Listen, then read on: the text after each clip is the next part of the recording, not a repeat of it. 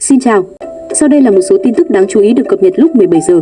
Dự kiến bão Trà My vào Biển Đông chiều tối nay và tăng lên cấp 11 khi tiến dần về bờ biển Việt Nam. Dự báo đêm nay bão duy trì cấp 9 theo hướng Tây và mạnh lên cấp 10 khi ở vùng biển phía đông khu vực Bắc Biển Đông vào sáng mai.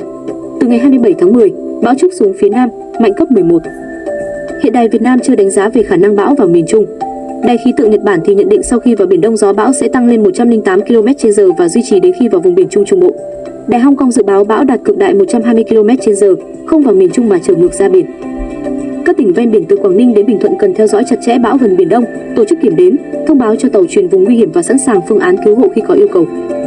Bão Trà My đã gây mưa lớn, ngập lụt nghiêm trọng ở miền Bắc Philippines, khiến ít nhất 14 người thiệt mạng và hơn 47.000 người phải sơ tán. Trà My là cơn bão thứ 6 ở Biển Đông trong năm nay. Từ 15 giờ hôm nay, giá xăng, dầu cùng giảm. Giá xăng RON 95 giảm 70 đồng, xuống 20.890 đồng một lít. E5 RON 92 ở mức 19.690 đồng một lít, bớt 40 đồng. Các mặt hàng dầu có giá mới 18.050 đồng đến 18.570 đồng một lít kg. Riêng ma rút tăng 130 đồng một kg.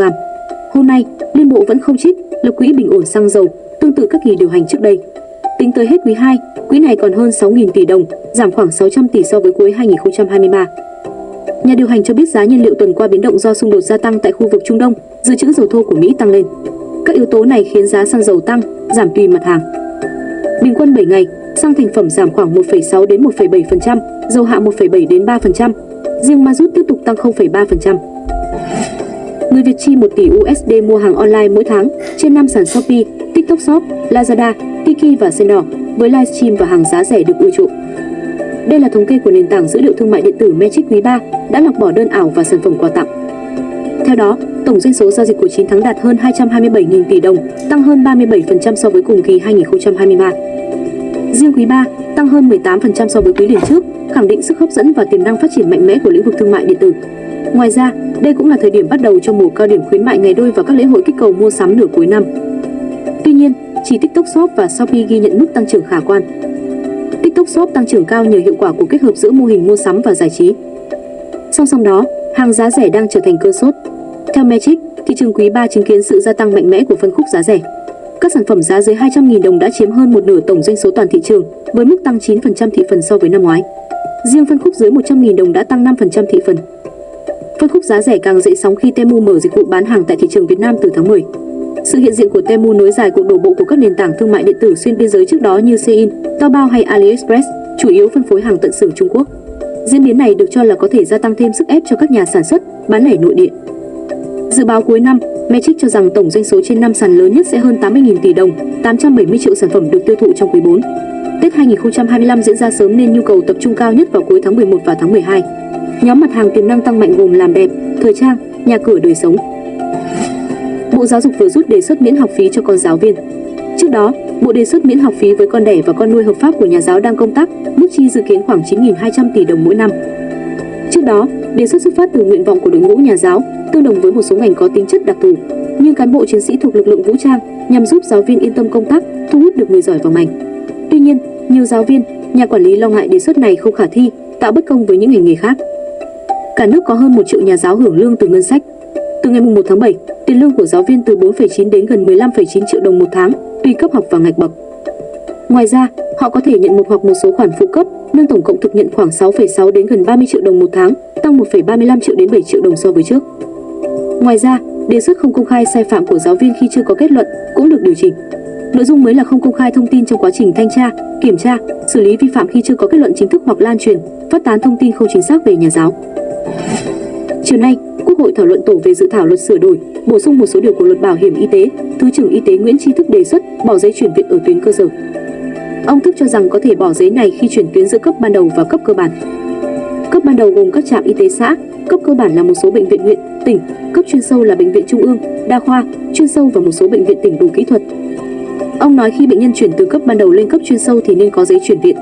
Nếu bỏ giấy chuyển tuyến giữa hai cấp bệnh viện này thì đa số bệnh nhân sẽ không khám ở trạm y tế hoặc bệnh viện tuyến huyện, tỉnh nữa mà đổ dồn về bệnh viện trung ương như Bạch Mai, Chợ Giấy. Khi có giấy chuyển tuyến từ ban đầu lên chuyên sâu, bác sĩ sẽ nắm rõ tình trạng, triệu chứng của bệnh nhân để đưa ra chẩn đoán phù hợp. Theo ông, để đảm bảo an toàn, hiện mỗi bác sĩ giỏi tại bệnh viện trung ương chỉ được thực hiện một ca mổ đặc biệt mỗi ngày. Tuy nhiên, Bộ trưởng Y tế Đào Hồng Lan cho rằng giấy chuyển viện nhằm đảm bảo hệ thống y tế bền vững, tránh quá tải một tuyến. Ông Thức cũng đồng tình với chủ trương xóa bỏ địa giới hành chính trong khám chữa bệnh bảo hiểm y tế vì đang gây bất cập. Đơn cử như một sinh viên quê Thanh Hóa ra Hà Nội học, đăng ký khám chữa bệnh tại Hà Nội, nhưng dịp hè về quê bị ốm, phải vào bệnh viện ở Thanh Hóa khám thì bị coi trái tuyến. Vì vậy, ông đề xuất sớm xóa bỏ địa giới hành chính trong khám chữa bệnh bảo hiểm y tế. Bộ Y tế đề xuất người mắc bệnh hiểm nghèo được lên thẳng tuyến trên. Đây là điểm mới trong dự thảo luật sửa đổi, bổ sung một số điều của luật bảo hiểm y tế được Chính phủ trình Quốc hội sáng nay. Dự luật nêu các trường hợp người tham gia bảo hiểm y tế được thanh toán khi đến bệnh viện không phải nơi đăng ký ban đầu hoặc không phải làm thủ tục chuyển viện lên tuyến trên. Theo đó, người bệnh cấp cứu tại tất cả các bệnh viện trên toàn quốc được thanh toán 100% chi phí khám chữa bệnh nội và ngoại trú theo tỷ lệ được hưởng. Người bệnh được tự đến bệnh viện thuộc cấp chuyên môn kỹ thuật cơ bản hoặc chuyên sâu trong trường hợp chẩn đoán xác định, điều trị một số bệnh hiểm nghèo, bệnh cần phẫu thuật hoặc sử dụng kỹ thuật cao.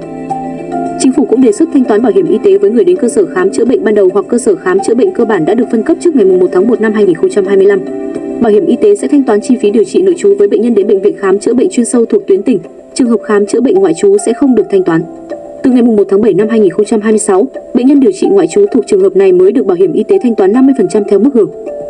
Theo Bộ trưởng Y tế Đào Hồng Lan, việc bỏ thủ tục chuyển tuyến với một số trường hợp bệnh hiểm nghèo để họ lên thẳng cấp chuyên môn cao nhằm giảm thủ tục, tạo thuận lợi, giảm chi tiền túi của người dân và tiết kiệm chi phí cho quỹ bảo hiểm y tế. Ủy ban xã hội đề nghị cơ quan soạn thảo cân nhắc cho phép thanh toán 100% bảo hiểm y tế với bệnh cần phẫu thuật hoặc sử dụng kỹ thuật cao, do phạm vi này tương đối rộng. Bộ trưởng Y tế cần ban hành danh mục minh bạch để đảm bảo khả năng chi trả của quỹ bảo hiểm y tế. Sáng nay, một quả bóng bay chứa rác của Triều Tiên đã phát nổ và làm rác rơi xuống dinh Tổng thống Hàn Quốc. Giới chức Hàn Quốc đã thu gom và kiểm tra các vật thể rơi xuống, xác nhận chúng không gây nguy hiểm hoặc ô nhiễm môi trường, nhưng không tiết lộ cụ thể về những loại rác này. Giới chức Hàn Quốc đang giám sát tình hình. Quả bóng bay mang theo truyền đơn chỉ trích Tổng thống Yoon Suk Yeol và phu nhân Kim Keon Hee. Quân đội Hàn Quốc từ chối xác nhận thông tin này. Chính phủ Triều Tiên chưa bình luận về sự việc. Sự việc diễn ra vài ngày sau khi bà Kim Jo Jong, em gái lãnh đạo Triều Tiên Kim Jong Un, cáo buộc quân đội Hàn Quốc triển khai máy bay không người lái UAV giải truyền đơn tại thủ đô Bình Nhưỡng. Dinh Tổng thống Hàn Quốc nằm ở quận Jeosan ở trung tâm thủ đô Seoul, thuộc tổ hợp gồm nhiều công trình như trụ sở Bộ Quốc phòng và cơ quan chính phủ. Gần đó còn có tổng hành dinh của lực lượng Mỹ tại Hàn Quốc. Hàn Quốc đã thiết lập vùng cấm bay và triển khai lượng lớn binh sĩ, khí tài để bảo vệ khu vực này.